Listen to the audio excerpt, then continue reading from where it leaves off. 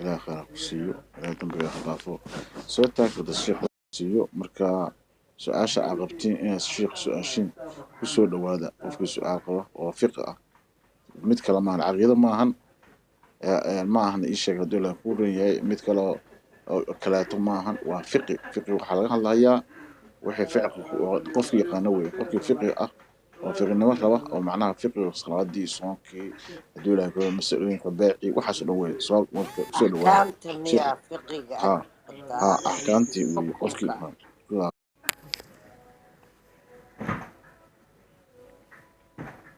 اوكي سؤال lagu maqlaa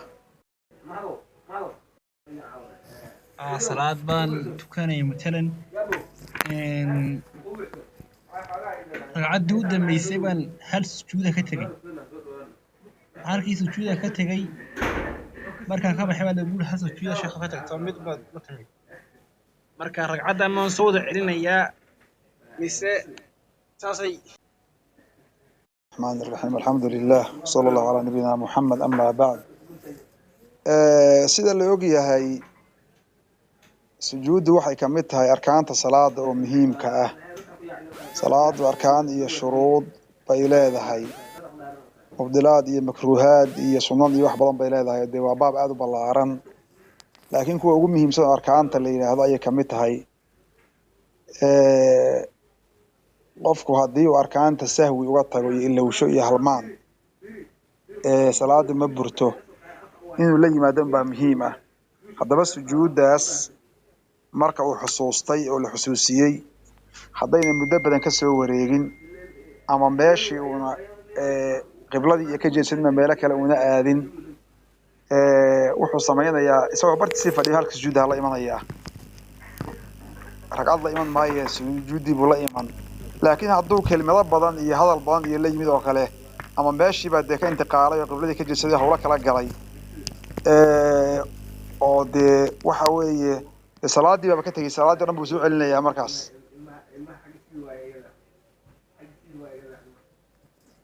celiyo laakiin haddii meeshu ayna dheeraanin nabiga sallallahu alayhi wasallam waxa ogtihiin maalmaha kamid ah salaad rubaaciya dabcan isagoo tukanaya ayuu sahwiyey insaanku inuu halmaamaan arrin caadiya weeyo insaanku halmaanku waa shay iska dabiici ah waliba gaar ahaan rasuulka sallallahu alayhi wasallam dee isaga axkaam baa la jidinayo maslaxa ku jirtay laba ragcadood markuu salaadii tukaday salaadii ka baxay saxaabadii waa ka haybaysteen kulligooda waa ka baqeen saxaabi duleedayn la yiraahdo ayaa wuxuu rasuulka ilaahay aqasurati salaatu am nasiita salaadii miyaa la gaabay mise waa halmaantay nabigu wuxuu yiri labadan midna ma dhicin si isaga markaa mariisa la ahayd qofku markaad moogta halmaansan tahay ama saawisan tahay saasaa kula quman nabigu haddana uu saxaabadii weydiiyey wuxuu yiri ashadaqa duleedayn war saxaabigan duleedayn gacma dheera ama run buu sheegay markaasaa waxay rasuulka ilaahay waa runa waa sidaas sidii u taagnaa ayuu maartay inta u galay salaadii labada ragcadood kale raaciyay bas ka bacdi sujaay leeymi salaadii saasay ku dhamaatay marka waxa ku soo gabagabaynayaa haddaad muddo dheer joogid meesha hal sujuud baa la imanaysaa salaadiina way ku asaxday laakiin haddii kale oo dee meeshii ka tagtay oo waqtigii dheeraaday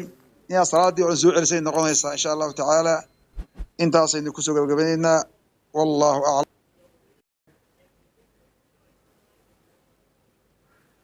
وعليكم السلام سؤال شاخ عبد الرقيب waaye السلام عليكم culimada dhamaan waa salaamaya sheekha waxaan weydiinayaa su'aal ku saabsan xagga familka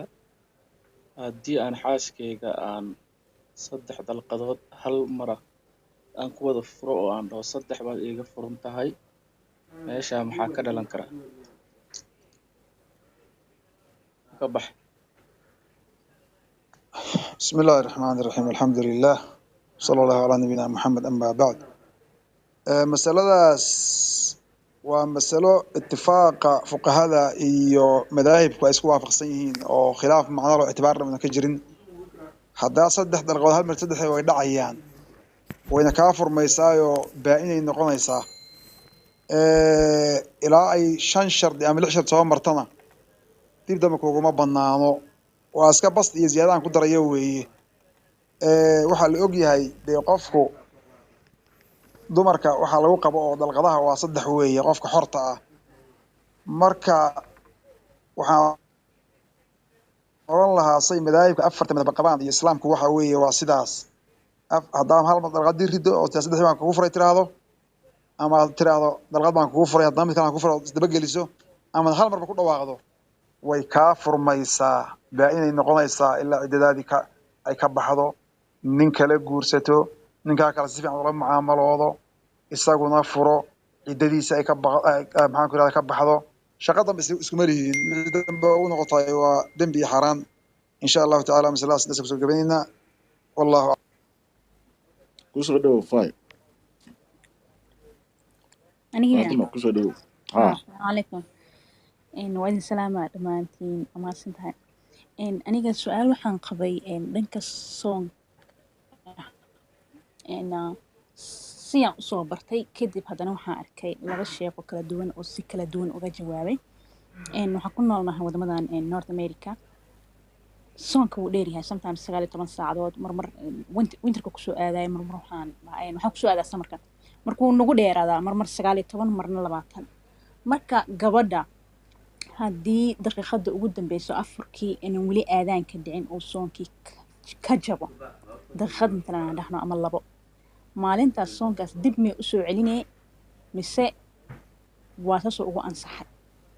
mise dad waxay leeyihiin ajirkeedii leedahay waa la soo celinaa marka confusion jawaabo kala duwan aan shuyuukhda ka maqalnay in aan wax laga fahamsiin rabaa waa mahadsantahay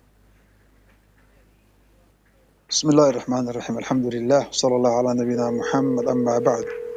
خير الله كسي وجزاك الله خيرا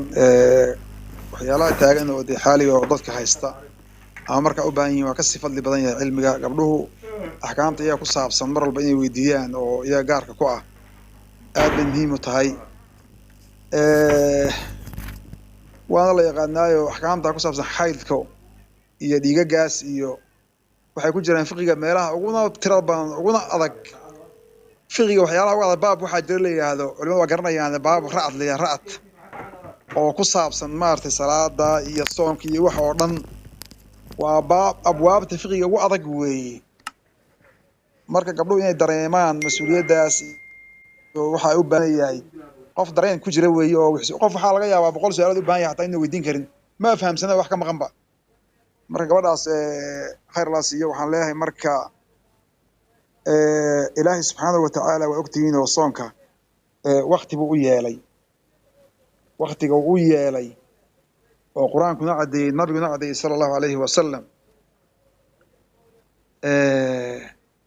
waa garanaysaanoo waa intay qoraxdu markay salaadu dilaacda laga bilaabo ilaa gabal ka dhaco qoraxdu ay ka dhacayso haddii haddaba intaa u dhaxaysa soonkii wax buriyaay uu yimaado dee soonkii waa jabayaa ama shay lagu dambaabaya oo dembi loola yimid ha ahaado ama shay aan lagu dambaabayn sida hadda dhiiggaas oo kale iyo waxyaalaha qofka uudisanayn ha ahaado marka innaga soonka ummadeenna waxaa weeye inta la soomayaay salaadu markay dilaacda laga bilaabo salaadu intayna dilaacan qofka wuxuu cuni karaa wuxuu cabbi karaa ilaa gabal ka dhaco oo qoraxdu ay dhacdo oo la hubo godka qoraxdu inay gashay wixii soonka buriya yimaada soonki waa burinayaa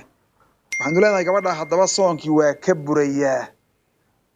ajri way helaysaayoo ilahay bay adeecday oo maanta o dhan bay soomanayd oo soonka qadiisna waa lagu yeeshay oo ajri way helaysaa ilahay qof muminkaa dayici maayo cibaadada kusoo jirtay laakiin qaldihii waa lagu leeyahayoo inay soo qalday sida maalmihii kaleba ay usoo qaldaynsa ka dambeeyaba baa lagu leeyahay cid tiri maxaan ku idhaahdaa gabadhu haddii soon ku dheeraado sideeday looga hadlaa hadday maalinku dheeraato oo gabalkii dhici waayo waa masale kale xadiis baa ku soo arooray nabigu sala allahu alayh wasalam dajaal baa soo bixi doona buu yidhi markaasaa wuxuu waddan ku mari doonaa muddo kooban maalmo ka mid waxay leeyihiin 1 sano maalin bil bay la eg tahay saxaabadu way weydiiyeen waxay rasuulka ilaahay maalinka 1 sano oo kale ah salaadihii seenu yeelaynaa maxaa way qadaraysaan buri qadarkii markay xaaladdu caadiga ahayd aad tukan jirteen oo kale baad tukanaysaan dabcan soonkiisa isagaa loo qadarayaa laakiin maxaan ku idhaahdaa haddiiba qoraxdii dhacaysa in kastaba ha ahaatee oo habeenno jira maalino jirto intii maalin ah waa soonkii waa buraya wixii ku yimaada waana loogaa dhiigu dee waana maanic waana qaadic soonkiina qofku ma bilaabi karo waana goynayaa soonka haddii ku yimaado qofkii maaragtay dumarkaa isagoo sooman haddaba waxaynu leenahay gabadhaas soonka maalinka waa kaa buray mid ka sahlan qofka maaragtay midda kale waxaa la ogyahay ilaahay subxana wataala yuliju leyla fi nahaari habeenkii maalinka ilahay isgelinaya mar mid baa badanaya mid baa dheeraanaya waa xikmadda iyo abuurta ilaahay marka lama oran hadday maalinku bato cibaadadii ama dhexda kaga taga ama joojiya ama idinka buri mayso marka waa buraysaa maalinkaas saxaabada maalin baa iyaga oo sooman bay waxay moodeen gabalkii inuu dhacay gabalkii inuu dhacay bay moodeen way afureen markay afureen bay arkeen qoraxdii meel ka soo baxday cirka cadar buu ahaayo daruuruu lahaa maalinka saxaabada inay qaldayaan baa la amray marka waxaan kusoo koobayaa gabadhaas qaldaha maalinka waa lagu leeyahay marday qoraxda oo soo jeeda oo maalin ah soonkii ka fasaado dhiiggii ku yimid habeenkiina ka dambeeyo inkasta waa soomanaatee waa ka burayaa soonkii جزاك الله خير قفل كل حاجة قعنت الصوت محمد كسعو السلام عليكم ورحمة الله وبركاته دمانتين شقفتي مية ربنا وحير تماشي محمد ولا بحر أنا سؤال ويجي فقي أهان حبيب يعني إن كود التأييد أنا جانا حوجا عن الكترونية مال ويرتو عن وهذين النبض الإعلام ويجينه dumarka inta badan ilmaha ayaa mararka qaarkood ka soo halaaba iyadoo laga yaabo inay wax isbuuc yihiin isbuuc laga yaabo inay 2 isbuuc iyo wax la mid ah ilmahaas ay soo halaabaan gabadhaas iyadan waxaan ka wadaa 2 isbuuc iyo 3 isbuuc ee la mid ah ay soo halaabaan gabadhaas waxay sameynaysaa baldahaaradeeda iyo xilligaas salaad laga rabo شيخ باش نوف فاهي حوغا أنا أبو بحنا الله السلام عليكم ورحمة الله وبركاته بسم الله الرحمن الرحيم الحمد لله مسألة كوسا إجهادك أما جنينك واحد عسك لو يقانو دي waa mas'alo mar walba dhacdo oo culimada ay ka hadlaan gabdhahan ku badan oo de wax jira weeye seen barina marka aynu masaa'ilka sheegayno masaa'ilka fiqiga waa laga yaabaa fuqahaadu inay mar isku khilaafaan waxaan tarkiisin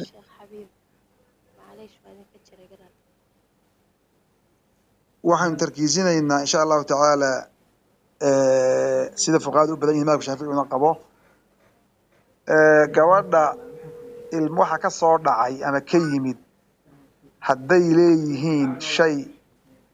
abuur la gaaray oo insaan loo garanayo walow qawaabisha mulisooyinka waxa loo yaqaana ha garteene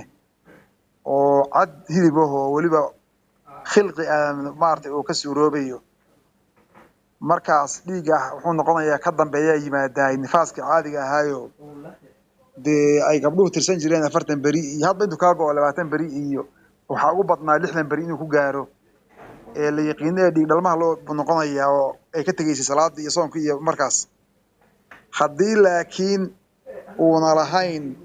wax jurmiya ee iska dhiig u yimid yahay مثلا dhowrka isbuuc oo kale iyo wixii la mid ah ama waxba soo dhacay cad iyo fadhiye maxaan ku laakiin wax abuur bil aadama laga garan maayo xataa umulisooyinka garan maayaan dhiigaas xugum ma leh salaadeedii waa tukanaysaa dhiig xubin kale ka socdo la mid yahay waa xiraysaa waa iska damal fasaad kale oo kale uu noqonayaa wax cibaadadina toos bay u wadanaysaa ma laga soo qaadayo dhiigii xag aan maxaan ku nifaaska ahaa xugumka lahaa oo salaada laga tagay oo soonka laga tagay oo ninka xaraanta ka ahaayo noocaas ma aha waa dhiig kale oo iska damal fasaad oo kale la yiraahdaa saasay sameynaysaa waa sidaas culimada qayb waxay leeyihiin haddii intay cad ka soo dhacay hiliba oo guntan yahay oo markii biyo kulay lagu shubo kala cararayaan laakiin cad guntan uu yahay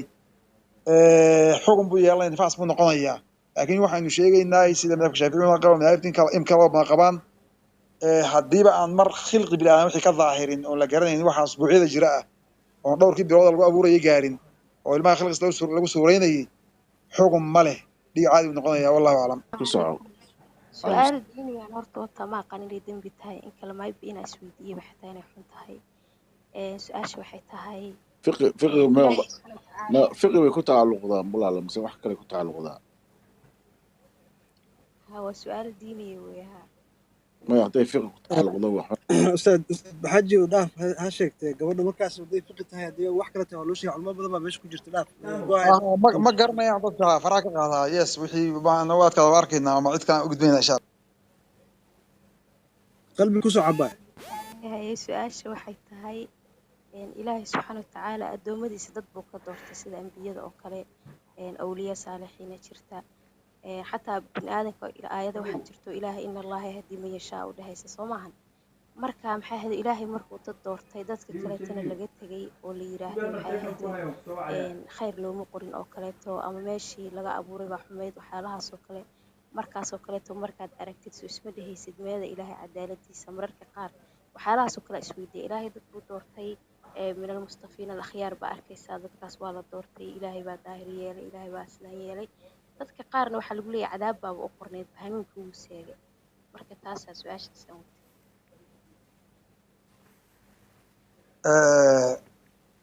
mawduucu horta wuxuu u guntaa sheekh suu sheegay masaa'il fiqiya bay ahayd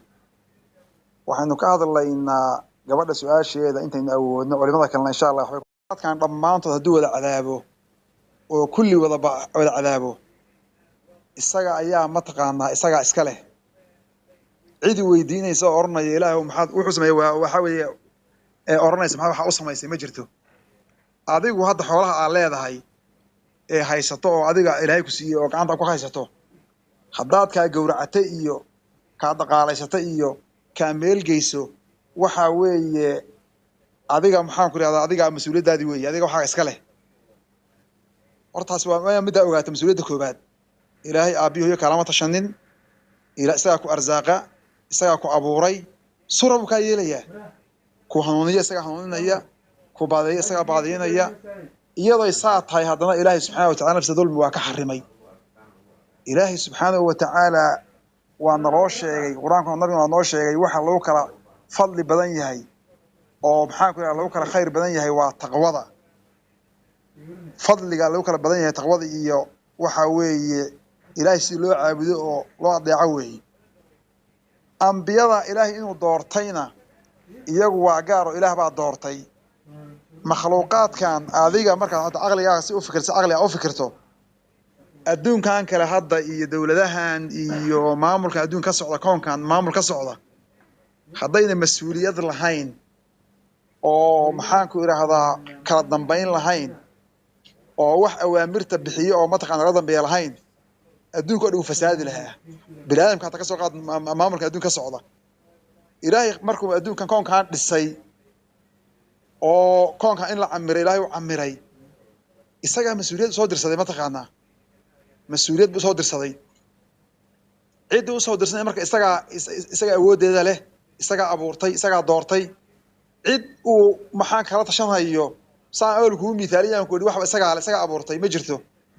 marka ilaahay subxaanahu wa tacaala wuxuu sameeyey waa jamiil waa si qurux badan makhluuqaadkii wuxuu usoo diray ambiyo isagu u doortay intoodii kale wuxuu yidhi kii wadadaa raacana waa qurux badan yahay wanaagsan yahay oo fadli wanaag buu leeyahay kii diidana ilaaha abuuray oo arsaaqa oo caafiya oo neeftaa maanta haddii hal mar adduunka ilaa adduunka laga jaro maarata dabaysha ay naacadaha soconaysa adunka o dhan waa isla fasaadaya kaadida hadday caawa ku qabato daqiiqad ku qabato wax kaa fujinaya laba ilahi kaa fujiya maahaane haddii qofkii ilaah saa u dhaqaalanaya baarnaya diidaana isagaa shaydaan noqonaya oo xumaanaya kii adeecan isaga wanaagsan waxaad dareemi kartaa hadda haddaa adigu aad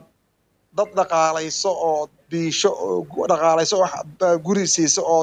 wanaagsan iyagina ay ku khilaafaan ay ku xumeeyaan ay ku diidaan haddii adiga waa garanaysaa waxaa samayn lahayd marka ilaahay wallahi